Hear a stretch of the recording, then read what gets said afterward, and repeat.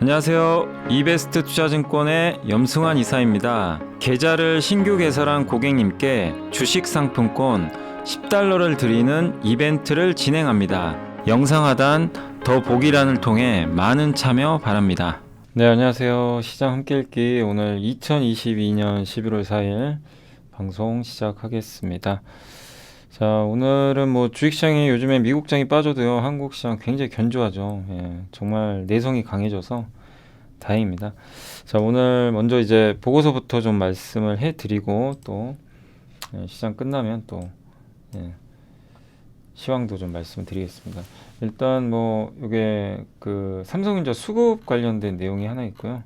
건설 플랜트 유럽 탐방기 KB증권의 장문준 연구원 비롯해서 몇 분이 유럽에 좀 갔다 온 그런 내용을 좀 적어왔고, 그 다음에 SK하이닉스에 대한 이 김영건 연구원님은 다른 애널리스트분과 약간 좀 다른 의견도 일부 있어서 좀 의견이 달라서 한번 오늘 소개해 드릴게요. SK하이닉스를 조금 긍정적으로 보고 계신 것 같아요. 애경산업 어제 실적 잘 나왔었죠. 원익 IPS는 좀 실적이 안 좋았고, 그리고 성광밴드 오늘 보고서 좀 긴 게 하나 나와 있고요. BGF 리테일 실적 좋았더라고요. 현대모비스, 삼성의 이문영 연구원이. 그다음 대한항공 실적 좋았고, SK이노베이션도 오늘 이제 보고서들이 나왔는데 대부분 목표 주가는 올렸는데 주가는 좀 안 좋았습니다. 그 이유 좀 말씀드리고, 마지막으로 대덕전자 실적 평가. 실적은 좋았는데 앞으로가 좀 약간 감소할 가능성이 높다 보니까 그런 부분들이 조금 일부 우려는 있었던 것 같습니다. 자, 일단 첫 번째로 이제 우리들의 일그러진 영웅 삼성전자, 염동찬 조수현 연구원님이고요. 실적 불확실성은 높고 내년도에 삼성전자가 시장 전체에서 차지하는 영업이익은 10년 만에 가장 낮을 것 같다. 그럼에도 외국인 왜 사냐? 다들 아시겠지만 중국 이슈가 좀 있죠. 중국에서 빠져나온 돈들, 대만 TSMC 대신에 좀 사는 물량들이 있는 것 같고, 또 삼성전자 이렇게 강세를 보이면요, 그 펀드 매니저들 중에 패시브라고 해서 지수를 그대로 추정하는 데가 있는 반면에 액티브는 펀드 매니저가 알아서 종목을 선택해서 펀드에 넣어요. 근데 규정이 있어요. 액티브 펀드는 삼성전자를 그냥 무조건 담을 수는 없어요. 예. 그러니까 만약에 삼성전자가 지금 현재 시장에서 차지하는 비중이 20%다. 그럼 삼성전자를 20%만 담아야 돼요. 그 이상은 담는 게 안 됩니다. 근데 이렇게 삼성전자가 너무 강하면 최근에 지수를 이기기가 어려워요. 왜냐하면 더 편입을 못하니까. 그래서 기관 투자를 하면은 아마 삼성전자 우선주 비중은 늘릴 가능성이 높다. 이런 내용인 것 같아요. 왜냐하면 보통주 우선주 큰 배당금 차이도 거의 없고, 보통주가 더 그러니까 보통주는 비싼데 우선주가 좀 싸죠. 근데 괴리율도 많이 벌어져 있고요. 둘 간의 가격이 예전보다. 그래서 아마 삼성전자 비중을 좀 확대하기 어렵다면 우선주를 이용하지 않을까, 이런 내용이라서, 우선주 만약에 그게 사실이면 우선주 수급에는 좀 상당히 긍정적으로 작용을 하겠죠. 그런 내용이니까. 아무튼 요즘에 삼성전자가 굉장히 좀 주가 흐름이 견조해져가지고 펀드 매니저들도 좀 고심이 크다.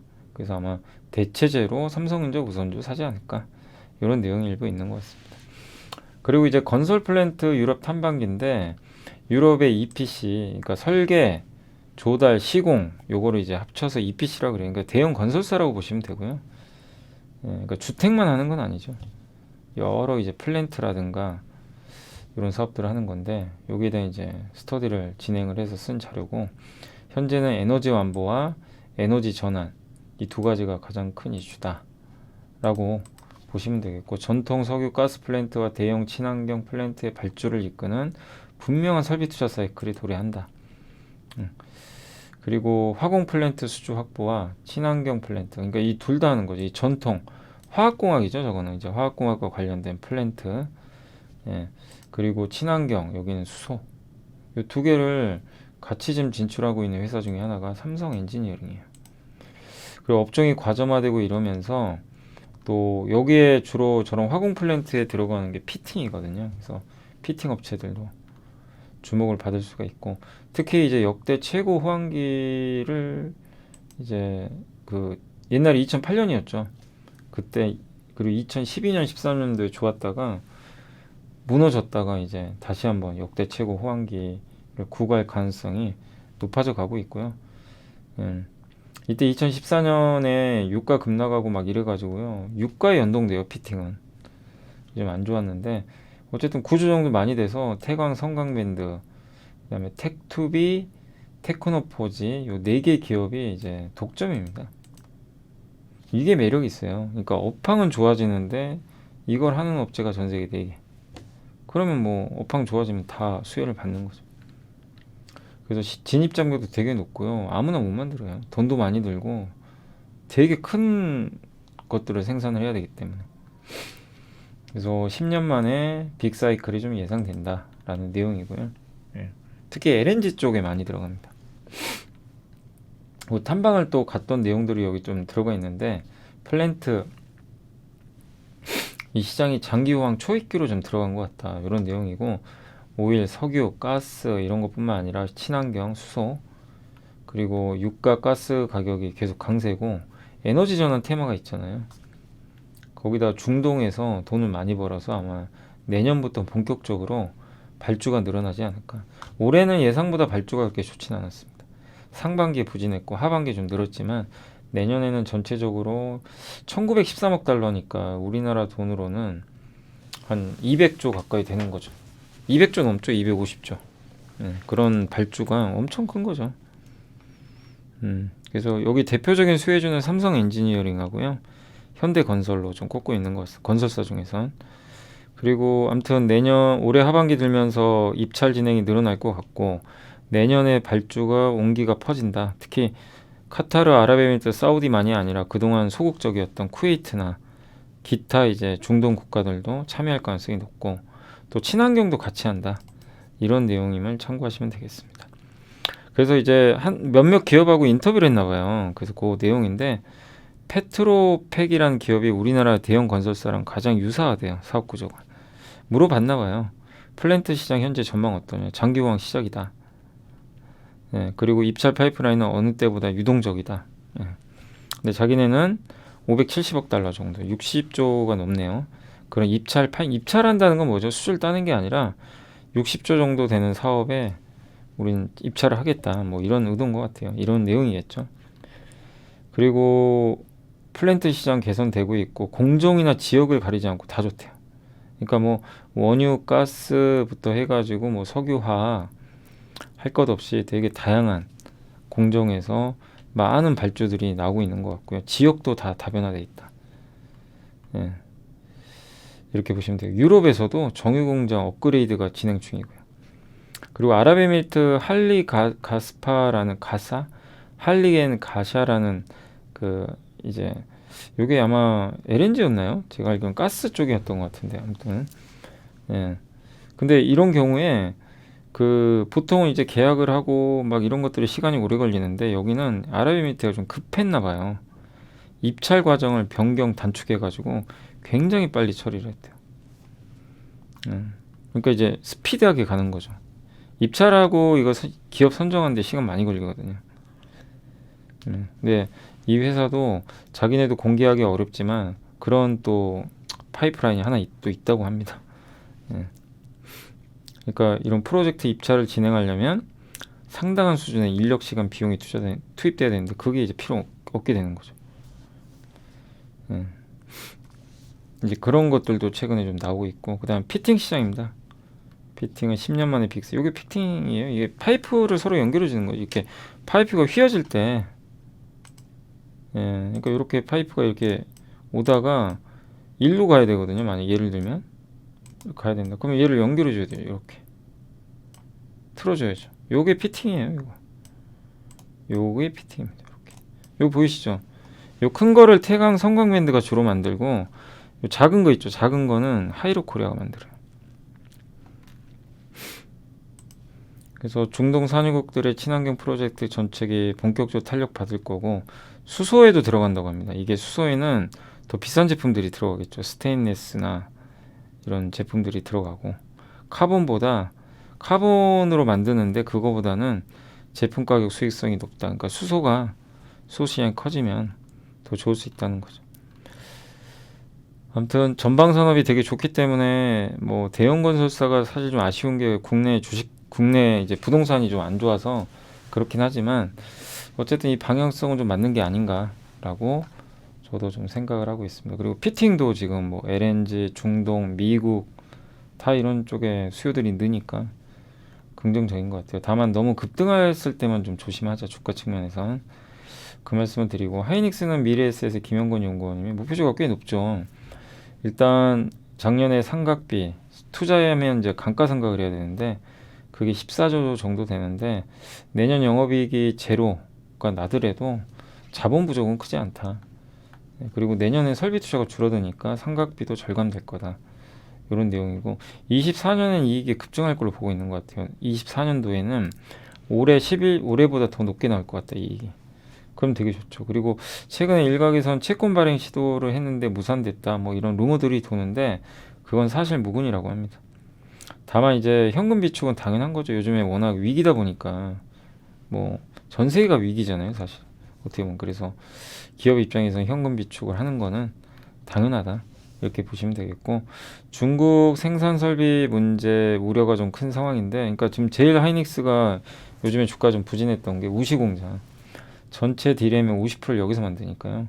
근데 거기에 이제 장비가 못 들어가면 미세 공정을 못 하죠. 아까 그 미세 공정은요, 내일 함께 배우기 시간에 아마 여러분 봐보세요. 제가 설명해 놨습니다.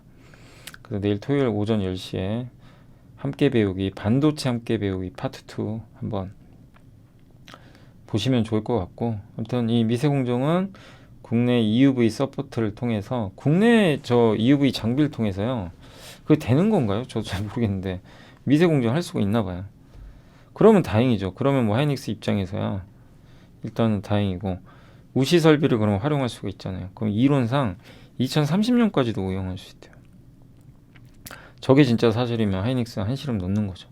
그리고 인텔 솔리다임 낸드 플래시 인수해가지고 요새 좀 성과가 너무 없는 거 아니냐, 뭐 이런 얘기들이 많이 나왔는데, 아무튼 요즘 시너지 창출 효과가 아직 안 보이죠. 예, 그렇다 하더라도 보상금을 지급을 하고 대규모 영업권을 상각해서 비용을 처리하고 그럴 가능성 높지 않다라고 일단 보고 있는 것 같습니다. 그래서 최근에 부정적인 얘기들이 많이 나왔는데 이분 의견이 맞다면 뭐 하이닉스도 지금 너무 걱정할 필요는 없고, 그리고 사실 그런 걸 떠나서라도 PBR이 0.8배밖에 안 돼요. 굉장히 저평가되어 있기 때문에 그 자체로 좀 가격적인 매력은 충분한 것 같습니다. 다만 하이닉스가 이런 것들이 지금 시장에서 우려를 하면 좀 커뮤니케이션을 좀 적극적으로 해가지고 주주들을 좀 안심시킬 필요는 있지 않을까. 아니면 뭐 사실대로 뭐 이건 진짜 우리도 모르겠습니다, 이렇게 얘기하는 게 차라리 난데, 아무튼 좀 한 번 더 이 개인 투자분들 대상으로 뭐 하이닉스가 좀 그런 커뮤니케이션을 좀 했으면 하는 바람입니다. 아무튼 하이닉스에 대해서는 좀 되게 혼란스럽죠. 막 의견들이 좀 다른 게 있다 보니까. 분명한 건 싼 건 맞아요. 그래서 시간과 함께하면 괜찮지만 이런 이슈들이 해결될 때까지는 조금 더 시간이 필요하지 않을까. 그래서 주가는 좀 정체돼 있다 라고 보시면 되겠습니다. 애경산업이 정말 깜짝 실적냈고, 원래 애경산업이요, 에이지20스라는 화장품 브랜드로 유명했고 홈쇼핑에서 대박나서 성장하다가 홈쇼핑 안 좋아지고 막 브랜드도 좀 역성장하면서 되게 안 좋아졌어요. 그 주가 엄청 빠졌죠. 근데 이번에도 홈쇼핑은 안 좋았는데 대신에 중국 수출이 잘 돼가지고요, 티몰보다 틱톡, 카이쇼 같은 데가 요새 성장을 많이 하는데 이쪽으로 매출이 늘어났고요. 국내에서도 온라인, 올리브영 같은 H&B 스토어 이쪽 매출 성장이 나오면서 좋았고, 또 생활용품도 해요. 그래서 LG생활건강은 비슷한 사업이죠. 그래서 매출 애경도 뭐 이렇게 보면 그 치약 같은 거 만들잖아요. 예. 그래서 건강, 그러니까 그냥 생활용품, 예. 여기도 수출 뭐 엄청 늘어났습니다. 그래서 과거에 에이지20스 비중이 너무 높아서 이게 성과 부진해가지고 주가 안 좋았는데 이제는 좀 바뀌어간다. 생활용품도 성장하고 화장품도 좀 중국 수출 증가하고, 예, 스킨케어나 이런 거 육성해서 수익성이 좀 강화되지 않을까 이렇게 보고 있습니다. PER은 11.7배 정도 된다고 보시면 되겠습니다. 근데 이제 어제 좀 많이 올랐잖아요. 근데 한 가지 더 확인하실 건 꾸준히 진짜 실적이 좋아야 돼요. 그래서 4분기 실적까지는 한 번 더 확인을 하시고 보시는 게 맞는 것 같아요. 이번 3분기가 반짝인지 지속적인지는 모릅니다. 아직은 좀 더 봐야 돼요. 그래서 4분기 실적까지는 한 번 더 나중에 몇 달 후에 좀 볼 필요는 있는 것 같습니다. 원익 IPS는 그러니까 근데 이제 요 애경산업 좀 물려 계셨거나 보유하신 분들은 이제 희망을 가지셔야죠. 잘 나왔잖아요. 그죠? 예. 원익 IPS는 일단은 안 좋죠. 실적도 안 좋았고 장비 회사가 좋을 수가 없죠. 예, 투자를 줄이니까 뭐 삼성은 줄이지 않겠다고 했지만 하이닉스가 이제 공격적인 투자를 좀 줄인다고 하면서 예, 반도체 소부장들은 조금 모멘텀이 좀 꺾여버린 건 사실이죠. 그런데 어쨌든 주가는 악재를 다 반영했고 그리고 원익 IPS는 주로 삼성전자 쪽이에요. 근데 삼성은 어쨌든 설비 줄인다는 얘기는 안 했거든요. 그래서 원익은 좀 상대적으로 낫지 않을까. 하이닉스 쪽이 좀 안 좋죠. 하이닉스는 설비 투자를 줄인다고 했기 때문에. 네. 그래서 평택 P3 여기는 꾸준히 투자 들어가고. 그래서 내년 어쨌든 이제 업황이나 이런 것 때문에 매출 감소는 불가피하지만, 예, 그렇다 하더라도 어느 정도 주가에는 이런 부분들이 선반영이 됐다 이렇게 보시면 되겠고 또 이 회사는 디스플레이 장비도 만들어요. 대형 OLED 여기 증설이 이루어진다면 원익의 IPS가 또 들어가겠죠. 네. 그래서 OLED 장비 쪽에서도 모멘텀을 한번 볼만합니다. 그래서 내년 하반기를 좀 기대해보자는 그런 내용이에요. 그래서 주가는 바로 가기는 좀 어렵고 상반기까지는 좀 이런 실적이나 주가가 부진할 수 있다는 거 염두에 두시되 내년 하반기를 본다면 분위기가 좀 바뀔 수 있고요. 그리고 반도체 리로케이션 이렇게 공급망 재편할 때 원익 IPS는 수혜 기업 중 하나예요. 또 삼성의 굉장히 그 밀접한 파트너 중에 하나죠. 반도체 장비 중에서. 다만 지금 환경 자체가 워낙 안 좋아서 좀 시간은 걸릴 것 같다. 이런 내용입니다. 그리고 하이닉스가 좀 움직여 줘야 되고요. 그러니까 반도체 소부장은요. 일단 하이닉스가 뭐 확 올라가 줘야 다 따라서 가는 좀 특징들이 있어요. 그것도 한번 지켜보시고 성광밴드는 한국 IR 협의회에서 이제 이원재 이나연 연구원님이 아까 우리 한번 피팅 배웠지만 예, 플랜트 해양 플랜트 발전소 조선소 이런 데서는 배관의 방향을 변경해 주는 그런 거고 1위 용접용 피팅이고 성광밴드가 1등이에요. 60% 정도 점유하고 있습니다.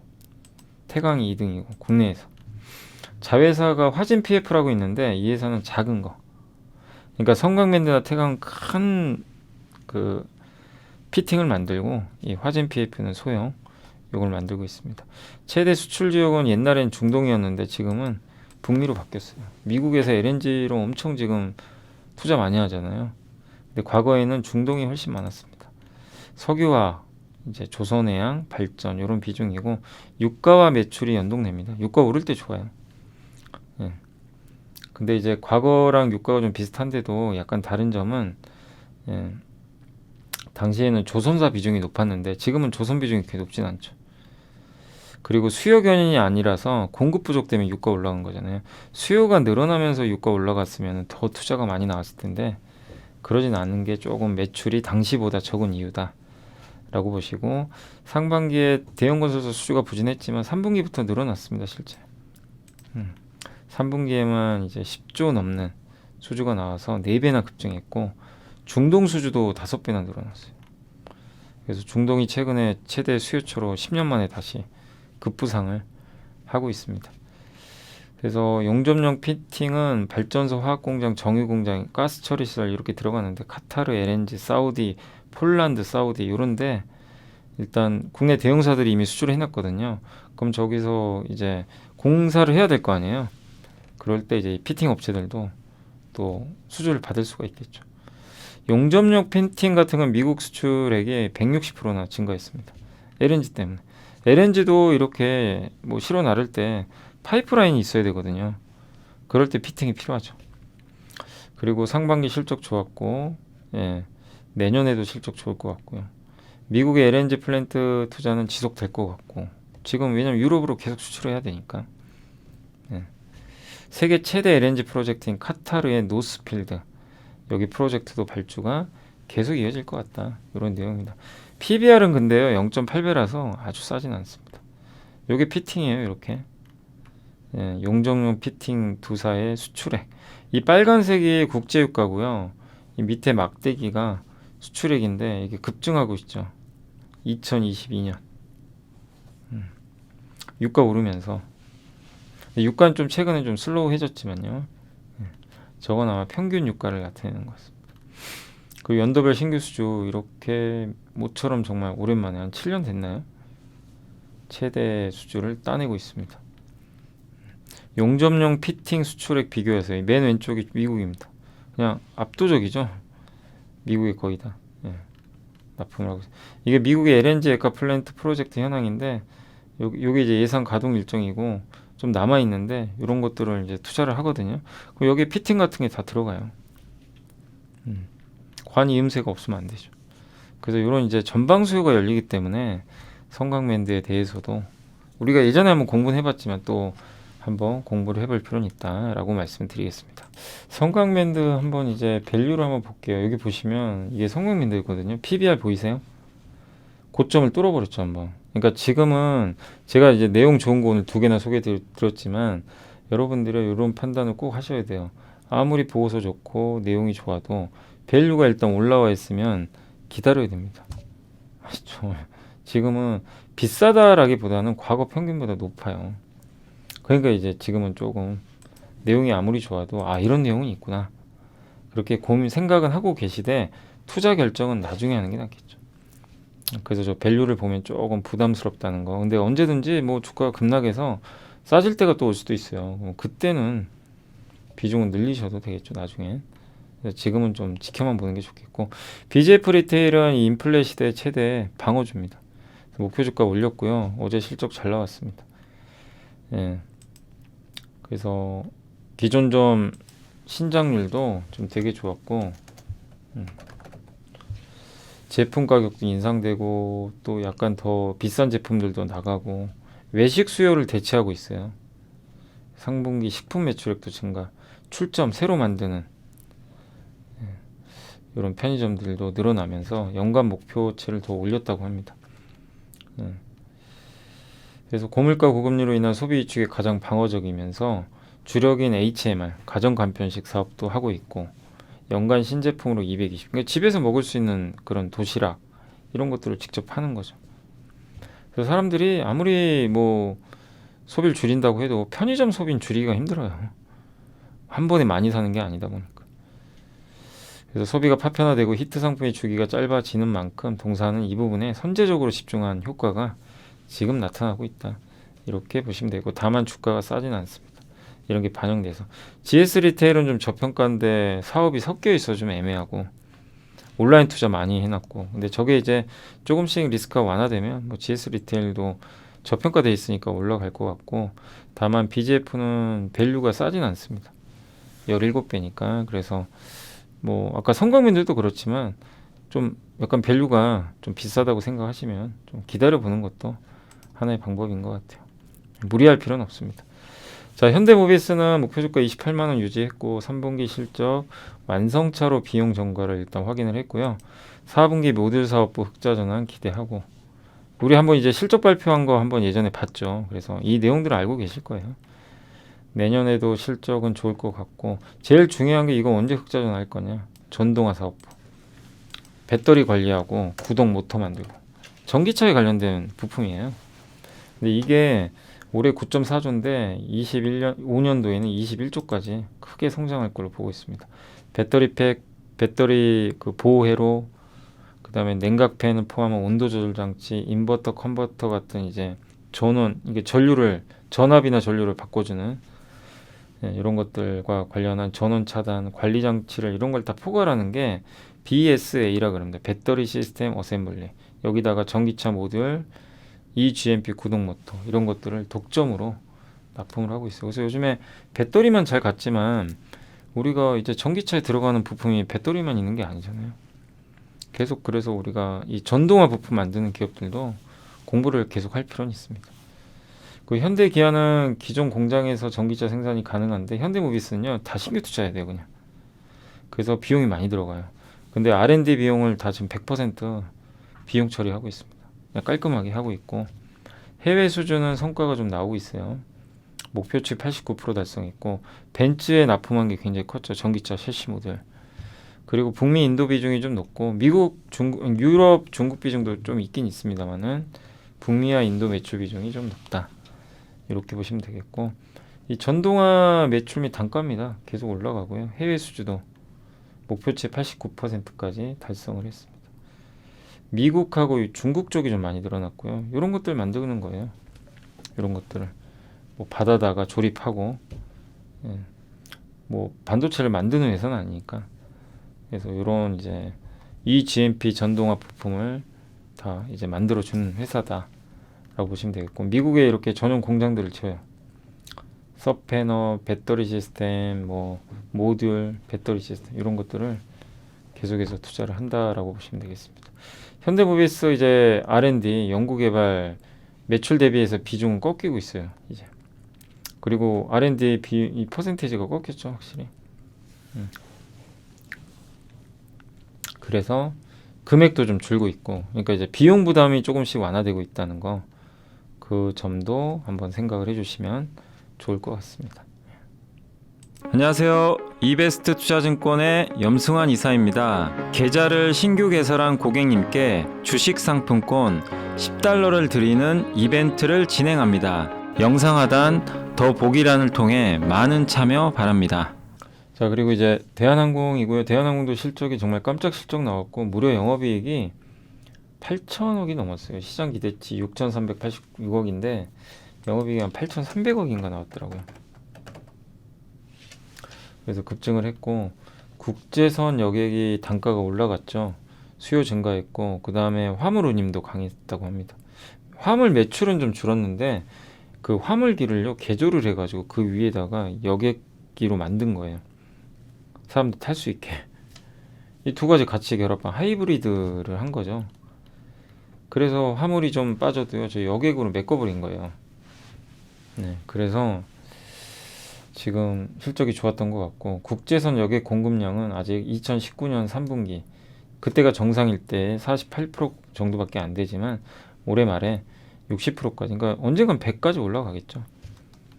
네, 그래서 여객의 구조적 수요 증가 운임은 막혀 있고 밑으로 크게 안 빠질 거고 화물도 하락을 해도 완만하게 떨어지고 비용 통제를 잘하고 있어서 4분기도 실적 좋을 것 같다. 결국 이렇게 되면 대한항공으로 계속 그 이제 저비용 항공사들보다는 대한항공의 매력이 높다 보니까 이쪽으로 좀 쏠리는 현상이 나오지 않을까 이렇게 보여집니다. 그리고 뭐 재무구조도 그래도 이 저비용 항공사들보다는 단단하기 때문에 그 점도 우호적인 것 같아요. 아무튼 돈은 정말 잘 버는 것 같습니다. 대한항공도 이렇게 우려들이 컸는데도 실적으로 증명했고요. SK이노베이션은 일단 하나증권의 윤재성 연구원님이 일단 목표 주가를 올려줬고요. 예, 23만 원으로 많은 애널리스트들이 목표 주가 좀 올린 편이에요. 석유 사업은 좀 안 좋았지만 윤활기유 있죠, 윤활유 이쪽은 사상 최대가 나왔고 SK온도 적자가 많이 줄었어요. 그리고 그 감가상각비를 이제 제하기 전에 영업이익이죠, 에비타 그 흑자 전환했고 그래서 공장 가동이 정상화되면서 적자가 많이 줄었고요. 4분기에는 영업이익이 9,500억이나 나올 것 같은 게 일단 정유 쪽이 좀 좋은 것 같아요. 4분기. 예. 그래서 그게 좀 큰 역할을 할 것 같고 SK온 배터리 같은 경우는 아직은 적자인데 적자는 계속 축소되는 그런 구조 같습니다. 그래서 정유 사업도 어쨌든 뭐 둘 다 하니까 배터리랑 정유 같이 하잖아요. 그래서 정유는 일단 중장기적인 호조가 지속될 것 같고 SK온은 조금 아쉬운 게 달러 강세인데도 현대차 그룹의 비중이 높거든요. 배터리. 이게 이제 국내 완성차 업체와 원화 기준으로 계약을 하다 보니까 강달러에 좀 불리해졌다. 이렇게 보시면 좀 좋을 것 같고 저걸 이제 달러 베이스로 했으면 더 괜찮았겠죠. 근데 뭐 그걸 어떻게 알겠습니까? 그렇죠? 그래서 약간 이제 강달러 환경에는 조금 부진한 편이었다. 이렇게 보시면 되겠고 추가적으로 달러 강세 가능성은 좀 제한돼 있고요. 양극재, 메탈, 얘도 뭐 구리, 알루미늄, 동력비, 전기요금 같은 거 있죠. 이런 거를 판매 가격에 이제 전가하기 위해서 아마 계속 협상을 하고 있는 것 같아요. 자동차 회사들하고. 그리고 올해 이제 내년 매출은 92% 증가할 것 같고요. 미국의 공장 이렇게 헝가리 2공장, 그다음 미국의 조지아 2공장까지 계속 계획이 되어 있습니다. 그래서 이제 주가를 움직일 수 있는 가장 큰 트리거는 일단 실적이 좋아야 되고요, 당연히. 이익도 안정화돼야 되고, 제일 큰 게 이제 자금 조달. 이렇게 투자를 많이 하는데, 이거 어떻게 자금 조달할 거냐. 여기에 대한 걸 명확하게 좀 해줄 필요는 있는 것 같습니다. 아무튼 SK이노베이션이 오늘 주가가 좀 안 좋았어요. 그래서 KB의 전우재 연구원님이 자금 조달 이슈를 문제로 일부 투자들이 미국 투자 지연되고 취소되는 거 아니냐 이런 우려를 한 것 같더라고요. 그래서 루머가 확산되고 있대요. 네, 미국에 이거 투자 못하고 다 연기되고 취소되면 매력이 떨어진다고 보는 것 같아요. 근데 그럴 가능성은 좀 높지는 않다고 일단 보고 있고, 미 정부가 IRA 인플레 감축법 지원금도 주고 프리 IPO 하기 전에 이제 미리 투자 받는 거죠. 기존에 정유사업 돈 많이 벌거든요. 다양한 방안이 존재하니까 저건 그냥 너무 루머가 좀 확산되지만 우려할 상은 아니다라는 내용이고, 또 포드랑 같이 해요. 혼자 하는 건 아니죠. 네, 반반씩 나눠서 돈을 내니까요. 그리고 내년 배터리 전망을 안 했대요. 그게 약간 불확실성을 자극시킨 것 같은데, 예, SK온의 이익 체력은 어쨌든 손익분기점에 도달을 했습니다. 예, 그리고 환율이 뭐 어쨌든 오르면 당연히 예, SK온 입장에서 게 좋진 않아요. 달러보다 원화로 결제했기 때문에. 근데 환율이 안정화되면 실적은 더 좋아질 수 있다는 거 참고하시면 되겠습니다. 아무튼 지금 미국 투자 취소 루머로 급락을 했고, 뭐 저게 미국 투자까지 취소할 정도는 아닌 것 같은데, 아무튼 지금 그런 루머가 나왔습니다. SK 이노베이션에서도 이 부분에 대한 좀 커뮤니케이션 좀 필요할 것 같고요. 그리고 이번에 미국 정부의 배터리 세액 공제가 굉장히 파격적이거든요. 그래서 자금 이슈는 크지는 않을 걸로 일단 예상은 하고 있습니다. 다만 어쨌든 오늘은 뭐 기관이나 아마 외국인으로 추정되는데, 이쪽에선 일부 좀 매도가 나오는 게 아닌가라는 생각이 듭니다. 그래서 빠지는 이유는 요것 때문이에요. 미국의 투자가 취소되고 지연될까봐. 대덕전자는 메리츠 양순수 연구원님이, 대덕전자는 오늘 대부분 목표 주가를 낮췄습니다. 실적은 좋은데 기대보다 잘 나왔지만 이제 향후 전망이 좀 부정적인 것 같아요. 예, 그래서 메모리 쪽이 좀 안 좋아요. 요새 메모리 반도체 안 좋잖아요. 그래서 메모리 쪽은 여전히 좀 안 좋고, 비메모리 쪽은 성장이 나온다라는 그런 내용인 것 같아요. 환율 효과도 우호적이고요. 예, 그리고 저마진이죠. FPCB 이런 것들은 사업 철수했고, 그래서 4분기 영업이익은 603억으로 작년보다는 좀 증가할 것 같다라는 그런 내용입니다. 예. 그리고 3분기 내 매출 비중, 그러니까 매출의 절반이 메모리 쪽이에요. 비메모리도 하는데, 근데 이게 요즘에 메모리 뭐 삼성, 하이닉스 다 안 좋거든요. 재고 쌓이고 골치 아픈 거죠. 그러니까 이런 소부장 기업들도 당연히 머리 아프죠. 메모리 쪽 비중이 높은 회사들.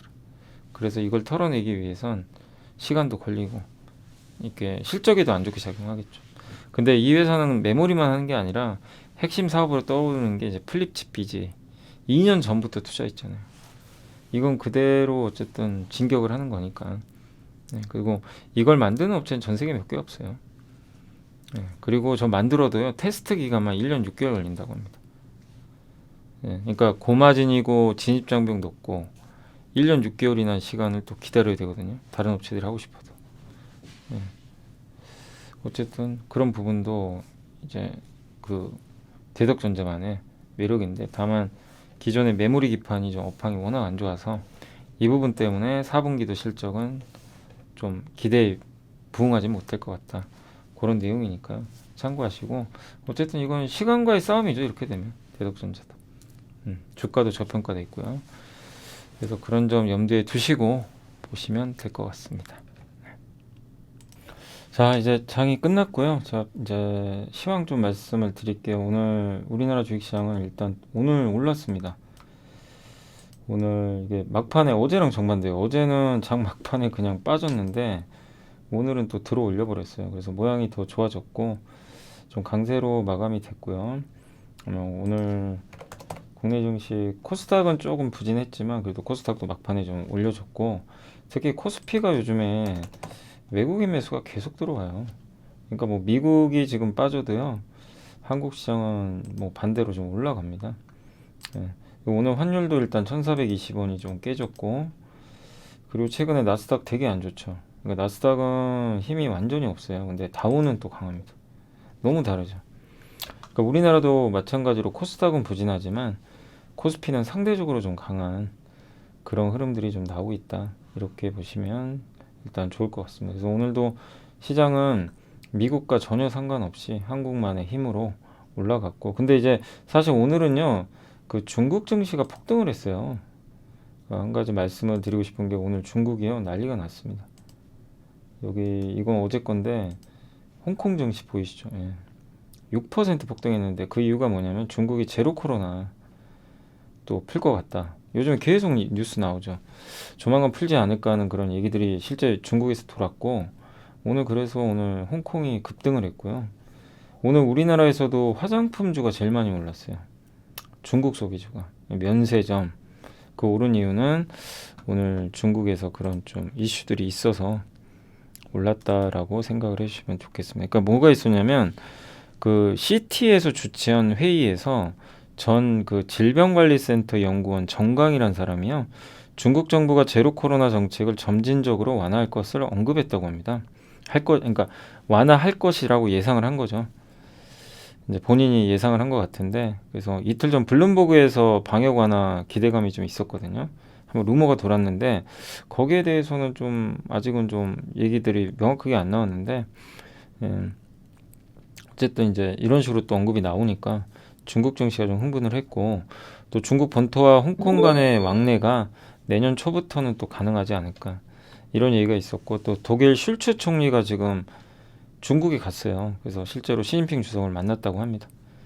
예, 그러다 보니까 이제 중국이 요즘에 완전 전 세계에서 고립되는 분위기였는데 독일이 만나주니까, 아, 뭔가 좀 분위기 바뀌는구나, 이런 것들도 있었던 것 같아요. 그래서 오늘 중국의 급등, 그럼 중국이 이렇게, 저는 뭐 슈츠 총리 만난 것보다도 제로 코로나 풀어주지 않을까, 이거는 한국한테도 긍정적이죠. 왜냐하면 반도체 소비랑 다 연결돼 있어요. 화장품, 의류, 중간재, 석유화학, 이거 다 연동이 되기 때문에, 또 오늘 있었던 요 중국발 뭐 기대감은 오늘 국내 증시에 상당한 호재로 작용했다라고 일단은 보시면 좋을 것 같습니다. 네, 그래서 오늘 한국 증시도 좀 동반해서 그런 좀 상승세가 나왔다라고 생각을 해주시면 일단 좋을 것 같습니다. 예, 그래서 오늘 어쨌든 증시는 좀 그런 부분들이 긍정적으로 작용을 했고요. 그리고 오늘 이제 투자자별 종합 보면은 어제랑 정반대로 외국인은 뭐 계속 샀는데 종가에 기관이 산 걸로 좀 나오는 것 같아요. 예, 기관들이 확 올렸죠. 이 파란색 선. 어제는 종가에 팔더니, 그래서 오늘은 개인만 팔았고 기관이 좀 매수하면서, 오늘은 기관들이 어떻게 보면 좀 도움이 됐네요. 네. 그리고 오늘 외국인들이 주로 산 거는 오늘도 전기전자 위주로 샀습니다. 소형주하고 철강주는 좀 많이 팔았습니다. 화학주하고 이쪽은 좀 팔았고, 반면에 기관들은 거의 전업종 샀어요. 의약품, 건설주 좀 일부 빼고는 거의 매수가 들어온 것 같습니다. 그리고 오늘 가장 강했던 섹터는 카지노. 뭐 중국이 이제 제로 코로나 푼다고 하니까 롯데관광개발이 그냥 한 번에 14%. 근데 절대 흥분하시면 안 되고요. 저거 올랐으니까 이제 가지, 이러지 마시고, 중국이 공식 발표한 건 아니에요. 근데 이제 중국이 저런 뉴스가 계속 나온다는 거는 지금 물밑에서 아마 뭔가 작업이 이루어지겠죠. 제로 코로나 풀기 위한, 정책을 바꾸기 위한. 그러니까 우리 상식으로는 이해가 안 가잖아요. 지금도 제로 코로나 한다는 게. 예. 근데 아무튼 그거를 뭐 풀려고 하는 움직임들은 나와서, 아무튼 한국 시장에도 긍정적이고, 정말 억눌렸던 면세점, 화장품 이쪽 너무 안 좋았잖아요. 중국 소비주. 여기가 이제 기지개를 좀 피고 있다. 그래서 오늘 여행주도 좋았고, 오늘 또 편의점주들도 되게 좋았는데, 이 BJF 리테일 실적이 좋았지만 GS 리테일이 요즘에 강세가 계속 이어지고 있고, 또 항공주들도 오늘 대한항공이 실적이 좋다 보니까 동반해서 갔습니다. 통신주도 오늘 모처럼 LGU 플러스가 오늘은 좀 많이 올랐네요. 오랜만에. LG 그 헬로비전이 실적이 좋아서 아마 자회사 실적으로 간 것 같고, 오늘 LG전자가 급등했습니다. 근데 뉴스가 나온 건 없어요.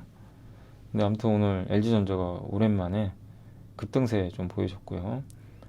그리고 조선주도 오늘 좋았습니다. 예, 현대중공업이 그동안 좀 빠졌다가 되돌리고 있고요. 그리고 항공기 부품, 인터넷 대표죠. 오늘 네이버 괜찮았죠. 해운주도 오늘 모처럼 좀 강세가 이어졌고요. 예, 그다음에 건설기계 업종이 요즘에 계속 분위기가 좋은 모습입니다. 은행주도 오늘 카카오뱅크가 좀 올라서 괜찮았던 것 같고요. 그리고 무엇보다 이제 오늘 화장품주도 아모레가 12%, 애경산업은 실적이 어제 한번 실적거 보여드렸지만 잘 나왔어요. 그러니까 이 두 가지가 이제 겹치면서 뭐 다 급등을 했고, 뭐 코스맥스, 연우, 중국 비중 높은 기업들이 좋았던 것 같습니다. 네옴시티는 이제 원희룡 장관이 갔죠. 출국을 했어요. 그래서 기대감이 있는 것 같고, 태양광 에너지,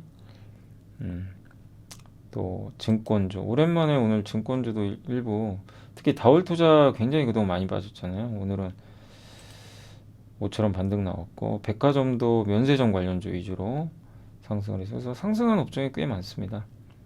고르게 반등을 해줬고, 반면에 오늘 그 SK이노베이션은 그 루머 때문인 것 같은데 아까 설명해 드렸잖아요. 근데 명확히 뭐 알 수는 없어요. 자금 조달 이슈에 대한 우려 때문에 좀 오늘 빠져서 좀 안 좋았고, 타이어 업종도 어제 한국 타이어가 좀 갑자기 무너졌죠. 그 재고 이슈 때문에. 근데 주가가 워낙 뭐 바닥에 있어서 더 뭐 하락할 룸은 별로 안 보이는데, 아무튼 이제 빠졌다가 오늘은 다행히 좀 반등을 해줬습니다. 교육해서 좀 빠졌고, 코로나 진단키트, 백신 이쪽은 좀 안 좋았어요. 미국도 그쪽이 좀 빠졌습니다. 그리고 반도체도 오늘은 전체적으로는요 좀 지지부진했던 것 같습니다. 골판지, 석유화, 이쪽 반도체 장비 쪽도 오늘 그 AP 시스템이 실적이 되게 잘 나왔더라고요. 아침에 그래서 올랐지만 뭐 나머지 업종들은 조금 좋지는 않았던 것 같아요. 대부분은 좀 밀리는 흐름으로 마무리가 됐던 것 같습니다. 그래서 오늘 반도체 소보장은 좀 별로 안 좋았습니다. 엔터사도 좀 밀렸고, 좀 그렇고요. 그 다음에 오늘 시총 상위 기업들 한번 살펴보도록 하겠습니다. 그래도 참 시장이 강하네요. 예. 오늘 아모레, 예, 중국 소비주가 상위권에 있고요.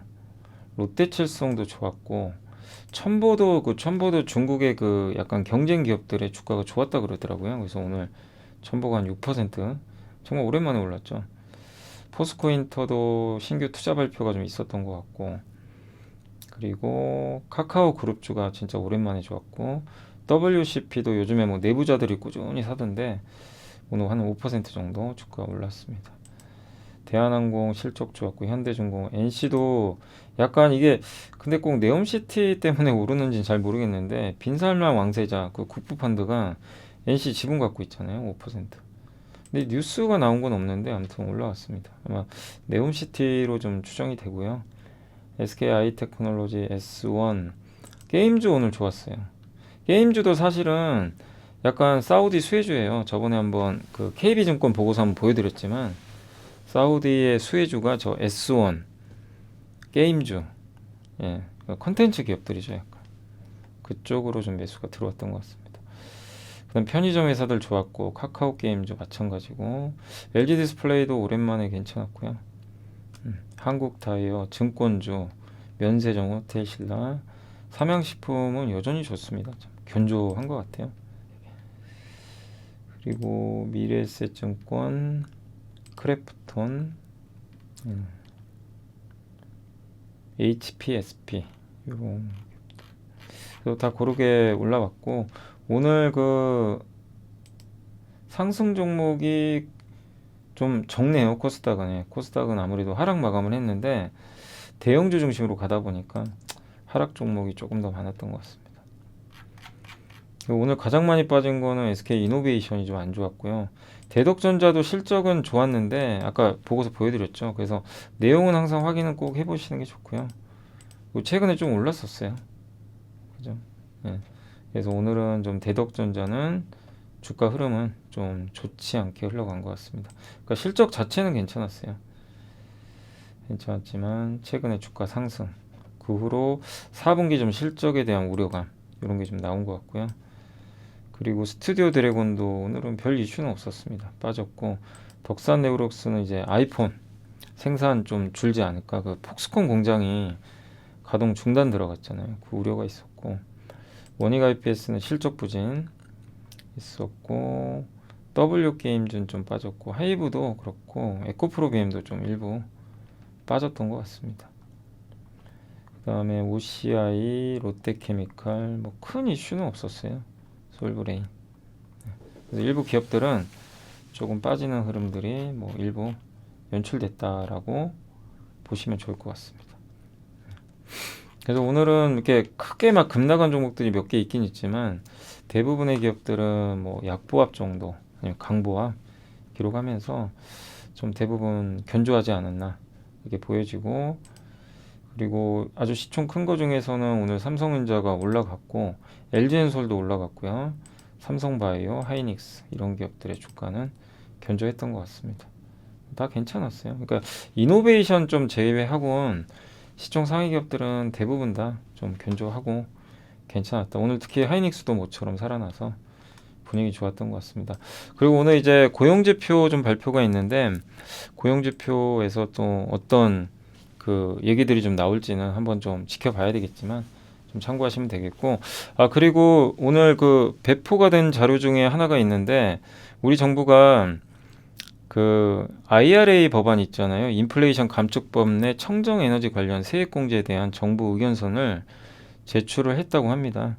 그래서 친환경차 세액 공제, 청정 제조 시설 투자 및 첨단 제조 세액 공제, 건물 에너지 효율화 세액 공제, 청정 발전 세액 공제, 세액 공제 현금화, 뭐 임금 수습 요건 이런 것들에 대해서 일단 의견서를 좀 제출한 것 같아요. 이제 우리 특히 자동차 쪽이 일단 좀 피해를 보고 있잖아요. IR에서 보조금 못 받잖아요. 뭐 그런 것도 있는데 아무튼 북미 지역에 제공되는 친환경차 세액 공제 요건을 한국에도 좀 동일하게 제공해달라.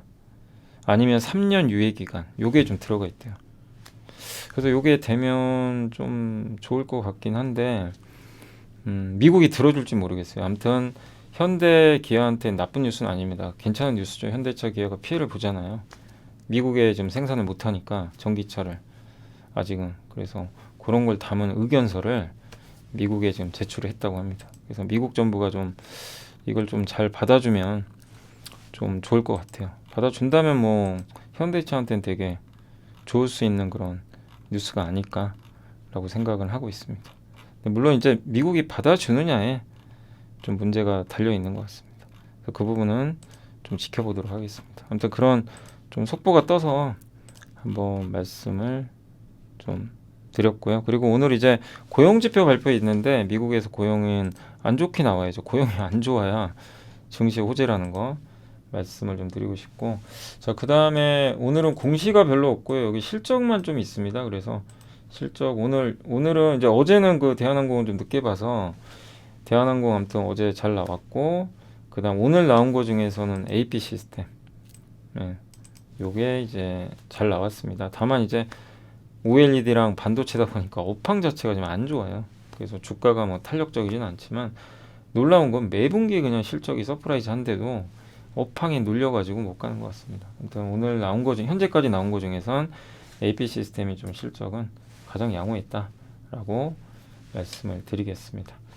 자, 오늘 아무튼 고생들 하셨고, 네, 아직 좀 못 오른 기업들이 있어도 힘내시고, 뭐 아마 순환하면서 기업들은 주가는 올라갈 것 같아요. 그래서 예, 아무튼 한국 시장도 강해지고, 또 정부가 저는 이제는 좀 제 역할을 하려고 하는 것 같아요. 왜냐하면 저거 현대차 피해보면 안 되거든요. FTA 체결까지 맺었는데 의견서 전달하는 것뿐만 아니라 적극적으로 액션을 취해야죠. 우리나라 기업들 피해보면 안 되잖아요.